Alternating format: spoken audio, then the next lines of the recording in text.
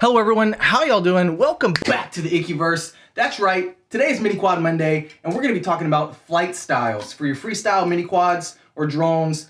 I'm going to try to break it down a little bit differently than what's done before and make some analogies and some comparisons that hopefully will make some connections and make a little bit more sense to you like it did for me. So pretty much what I'm going to do is take the regular flight styles that you see that I do, that a few other really popular pilots do, and break them down compared to dance moves. That's right, and dance styles. So we're gonna get into the liftoff simulator only because the weather is really kind of crappy right now, and it's the best that I can do. It has been raining for quite literally 2 weeks straight every single day, and it just sucks. I went and flew yesterday because I really wanted to and I really needed to. I was trying some really low inverted yaw spins and hit the ground. It was completely soaked, so the quad's drying up right now. We'll see how that goes, but this is gonna be fun. I think this is gonna be fun. So let's get into it.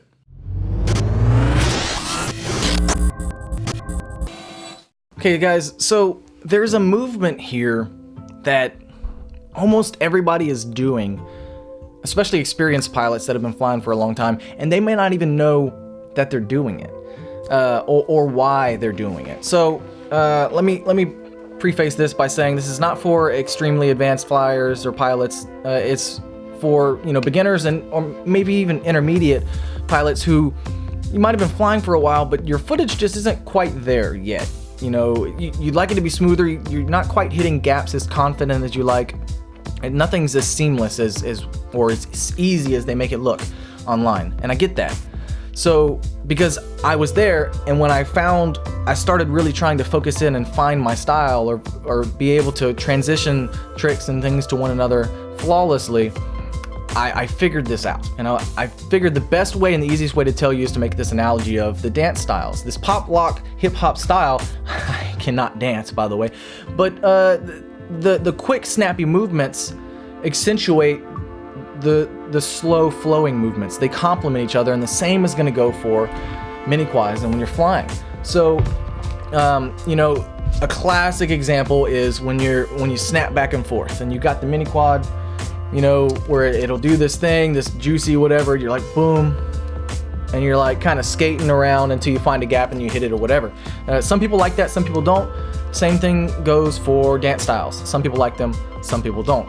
But I think it's worth taking a look at and taking a step back and maybe letting your pride take a seat and trying something new if you haven't tried this already. Because if you're trying to stay super smooth and cinematic the entire time, or if you're trying to be very snappy and all this stuff the whole time, and nothing's coming out as confident and as flawless as you'd like, and you think that just more stick time doing the same thing would help, I think you should take a step back and try this. The snap will make the flow look so much more flowy, and vice versa. So just for instance, if you take this skating back and forth movement, what it's going to do automatically, if you're doing it and you're getting it right, is it's going to be easier to hit gaps. Now, how is it going to be easier to hit gaps if you're floating all over the place? Well, if you see a gap and you'd like to hit it, a lot of times what people will do, they'll like go around their tree or whatever, and then they see the gap and they're like lining up for it, but you get these wobbles, you get this stuff where it's like it just doesn't look quite right. So, and a lot of that can be because you're trying to line up a gap too far away and you need to fill it in with a flip or whatever. But if you're come out of a roll or whatever, you go around this tree and you kind of flow this way, boom, boom, you have so many options, so many points of attack to find that gap and hit it. Whereas if you're just trying to go flow straight into it on like a nice curve and arc, if that arc's off, you're not going to hit that gap, and that shot is ruined. That footage is ruined, and it's no good. So that already is a plus, a positive. It's a pro in my book.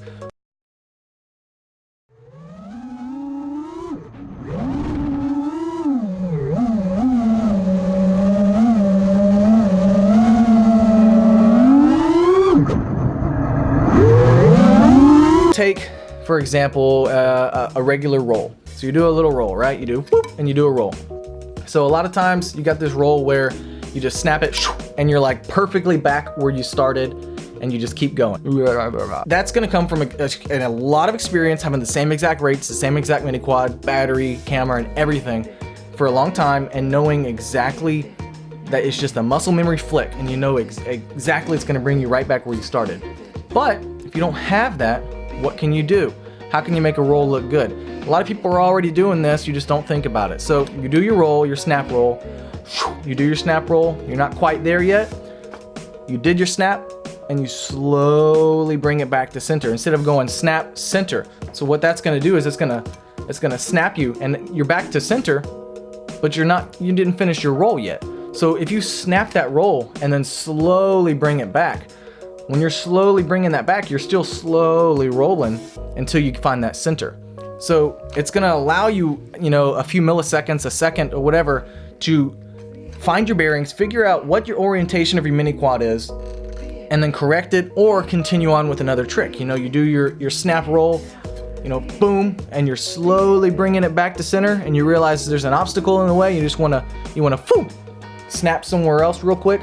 You can do that, but instead of constantly trying to achieve one specific goal of just the snap flip all the time, or just the smooth flow into a gap all the time, take a step back and realize that there's a middle ground, and I think it helps a whole lot. So the trick that I think would help out a whole lot visually is this trick where you're flying, and you have to snap over an obstacle and you look back at it, right? So you're gonna give it a throttle blip, and then you cut it, and then right as you do that, at the same time, you're giving it a pitch. So you pitch and you throttle, and you're looking back at your object. Now to practice that, what you're gonna wanna do is you're gonna wanna pretty much go towards something, pitch and look at it, and then figure out how much pitch and throttle it's gonna take for you to look back at that object. You can always hurry up and get out of it and fly away to safety.